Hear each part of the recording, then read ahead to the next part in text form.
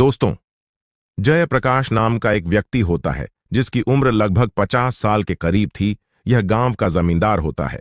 इसकी गांव में काफी चर्चा और रुतबा भी होता है।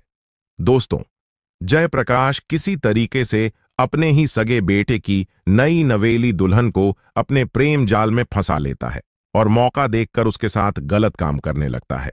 वो इतने जोरदार तरीके से संबंध बनाता है कि वह अपनी बहू की हालत खराब कर देता है। उसकी बहू भी अपने ससुर का भरपूर साथ दे रही थी और चरम सुख का आनंद ले रही थी। उसे वह चरम सुख मिल रहा था जो उसके पति से पहले कभी नहीं मिला था। दोस्तों, इन दोनों का यह हवस का खेल लगभग 4 महीने तक चलता है, लेकिन 4 महीने के बाद इन दोनों के साथ कुछ ऐसा हो जाता है जिसकी किसी ने कल्पना भी नहीं की थी। कि आखिर ऐसा हुआ तो कैसे हुआ? जी हां दोस्तों, आज की इस घटना को सुनने के बाद शायद आप लोगों को भी बड़ी हैरानी होगी। इसीलिए इस वीडियो में आप अंत तक बने रहिएगा, क्योंकि इस घटना से आपको एक बहुत बड़ी सीख मिलने वाली है। बाकी दोस्तों, हमारी आप लोगों से एक छोटी सी रिक्वेस्ट है। वीडियो को लाइक करके चैनल को सब्सक्राइब कर लीजिए और जितने भी दोस्त हमारी इस वीडियो को जहां से भी देख रहे हैं, वो कमेंट में अपना नाम और अपनी सिटी का नाम जरूर लिखें, ताकि अगली वीडियो में आपके नाम हम ले सकें। दरअसल दोस्तों, ये सच्ची घटना राजस्थान के जयपुर शहर की है। जयपुर शहर के अंतर्गत एक छोटा सा परिवार होता है। परिवार के मुखिया का नाम जयप्रकाश होता है। इसकी उम्र लगभग 50 साल के करीब होती है। यह हट्टा कट्टा पहलवान जैसा आदमी होता है और गांव का जमींदार भी होता है। गांव में इसका काफी रुतबा था, नाम था। इसीलिए गांव के लोग इसको काफी मानते थे और अपनी समस्याओं को लेकर इसके पास भी आया करते थे। इसके पास काफी प्रॉपर्टी होती है, काफी जमीन जायदाद होती है, काफी सारे नौकर चाकर इसके घर पर काम किया करते थे। इसकी पत्नी का 3 साल पहले ही एक बीमारी के चलते देहांत हो जाता है। जयप्रकाश का एक लौता बेटा विनोद, जिसकी उम्र 25 साल के करीब होती है, विनोद ने अपनी पढ़ाई लिखाई खत्म कर ली थी और एक कंपनी में वह इंजीनियर का काम किया करता था। विनोद 25 साल का जवान हो चुका था, इसीलिए उसके पिता को उसकी शादी की चिंता सता रही थी। वह सोच रहे थे कि जितना जल्दी हो सके अपने बेटे की शादी कर दे। इसीलिए उन्होंने अपने कई दोस्तों से, रिश्तेदारों से कहा था कि वह अपने बेटे विनोद की शादी करना चाहते हैं। कोई अच्छी लड़की हो तो बताओ। दोस्तों, इस तरीके से 2 महीने का समय गुजर जाता है। अब 2 महीने के बाद एक रिश्ता आता है। उस लड़की का नाम नीलम होता है।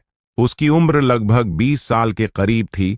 नीलम देखने में बहुत ही ज्यादा खूबसूरत थी। उसकी खूबसूरती पर हर कोई फिदा था, लेकिन नीलम किसी को भी भाव नहीं दिया करती थी। अब जयप्रकाश अपने बेटे को लेकर नीलम को देखने के लिए उसके घर पर पहुंच जाते हैं।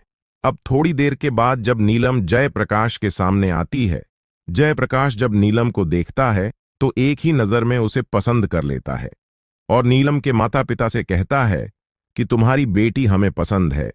अब जयप्रकाश अपनी जेब से 5,000 रुपए निकालता है और नीलम के हाथ में रख देता है और उससे कहता है कि आज से तुम हमारी बहू हो। अब इन दोनों का रिश्ता पक्का हो जाता है और लगभग इस तरीके से 3 महीने का समय गुजर जाता है। 3 महीने के बाद वह दिन आ जाता है जब विनोद दूल्हा बनता है और बारात लेकर नीलम के घर पर पहुंच जाता है।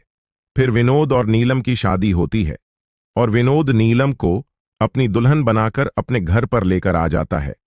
अब नीलम अपने कमरे में बैठी हुई अपने पति विनोद के आने का इंतजार कर रही थी। रात के 11 बजे के करीब विनोद अपनी पत्नी के कमरे में चला जाता है। वह जब उसका घूंघट उठाता है तो उसे देखते ही खुश हो जाता है, क्योंकि उसकी पत्नी बहुत ही ज्यादा खूबसूरत थी।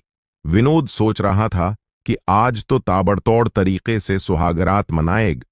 पहले तो वह नीलम के साथ बातचीत करता है, नीलम से पूछताछ करता है, अपने बारे में बताता है। अब बातचीत में 1 घंटे का समय गुजर जाता है। फिर यह दोनों एक दूसरे के साथ सुहागरात मनाने की तैयारी करने लगते हैं। फिर विनोद जब नीलम के साथ सुहागरात मनाता है तो 2 मिनट के अंदर ही वह डिस्चार्ज हो जाता है और सो जाता है। अब नीलम सोच रही थी कि वह तो इस रात को एक यादगार रात बनाना चाहती थी, लेकिन मेरे पति ने तो मेरा साथ ही नहीं दिया है। अब वह यह भी सोच रही थी कि पहली रात है इंसान के अंदर पहली रात में डर होता है, कहीं इसी वजह से तो 2 मिनट के अंदर डिस्चार्ज नहीं हो गया है, जिस वजह से उसने मेरा साथ नहीं दिया। अब नीलम इसी सोच विचार में सो जाती है और अगली रात के आने का इंतजार करने लगती है। फिर अगली रात जब आती है तो रात के 9 बजे के करीब नीलम अपने कमरे में बैठी हुई अपने पति के आने का इंतजार कर रही थी। फिर 9 बजे के करीब विनोद नीलम के कमरे में जाता है और जाकर सोने लगता है।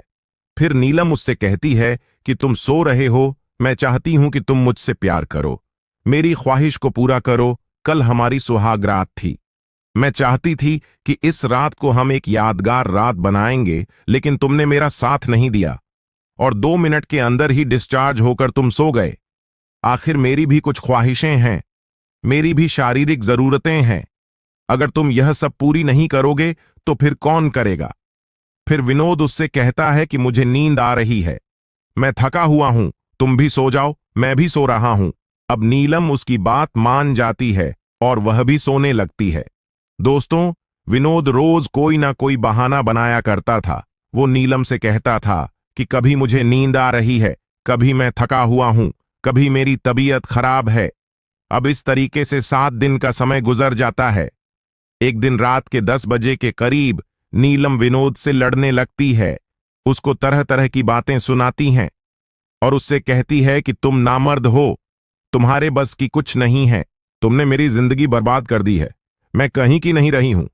अगर मुझे पता होता कि तुम ऐसे हो तो मैं तुमसे शादी ही नहीं करती।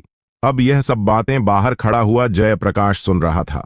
अब नीलम अपने पति को तरह तरह की बातें सुना रही थी, उसको डांट रही थी, उस पर गुस्सा कर रही थी। फिर विनोद नीलम से कहता है कि मैं काफी सारे हकीमों से दिखा चुका हूं, बहुत सारी दवाइयां भी खाई हैं, लेकिन जब कुछ नहीं हुआ तो इसमें मैं क्या कर सकता हूं। फिर नीलम उसको बुरा भला कहकर बाहर आ जाती है। फिर किचन में जाती है और एक सब्जी उठाती है और वहीं पर उससे वह करने लगती है।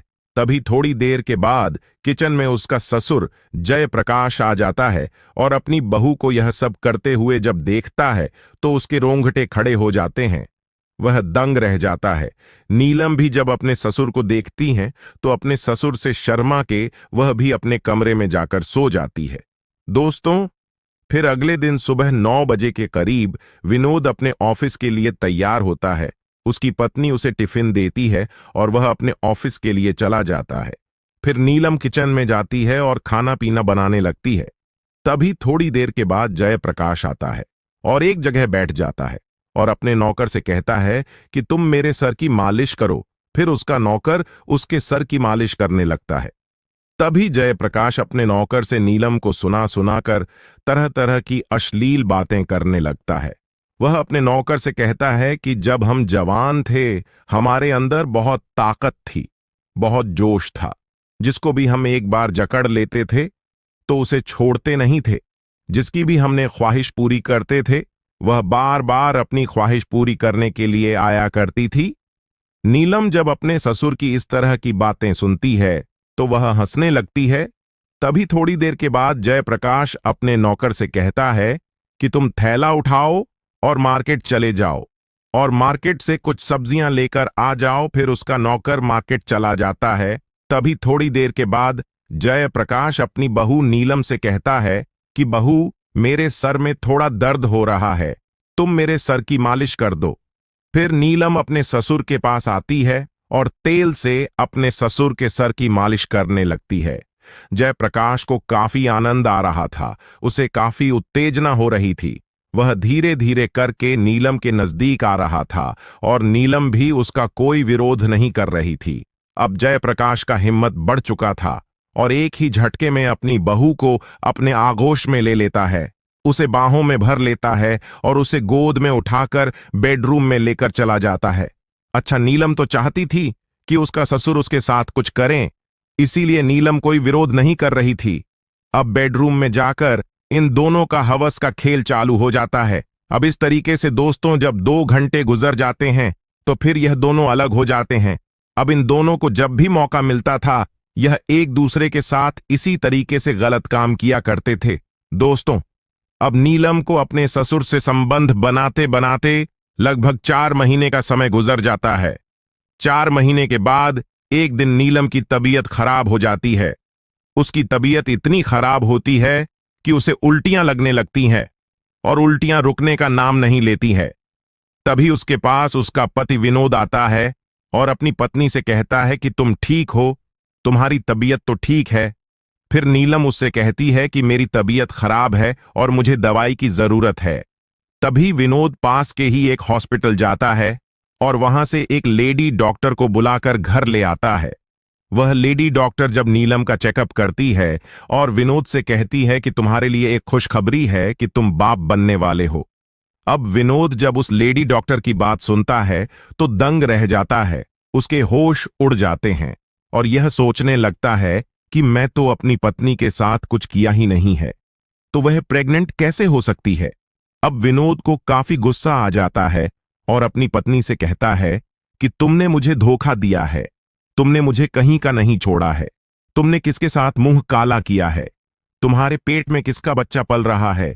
अब वो अपनी पत्नी को बुरा भला कहता है और तरह तरह की बातें सुनाने लगता है और जब बात हद से ज्यादा बढ़ जाती है तभी जयप्रकाश अपने बेटे से कहता है कि तुम जानना चाहते हो कि इसके पेट में किसका बच्चा पल रहा है, तो मैं तुमको बताता हूं। फिर जयप्रकाश उससे कहता है कि तुम्हारी पत्नी के पेट में जो बच्चा पल रहा है वह बच्चा मेरा है।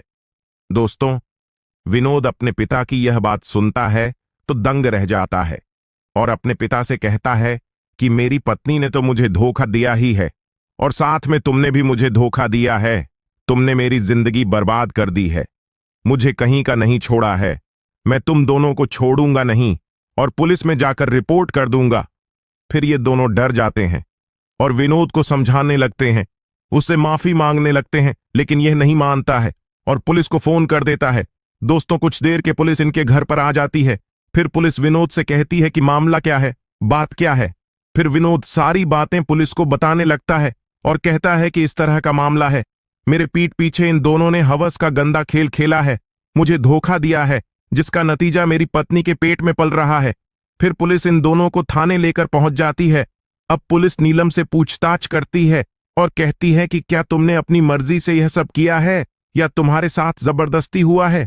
फिर नीलम पुलिस से कहती है कि यह सब मेरी मर्जी से हुआ है।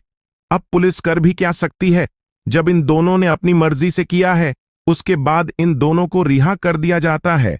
दोस्तों, इस घटना को सुनाने का मकसद आप लोगों को परेशान करना या आपका दिल दुखाना नहीं है, बल्कि आपको जागरूक और सचेत करना है। दोस्तों, मिलेंगे फिर एक नई वीडियो में। आप अपना और अपनों का ख्याल रखें।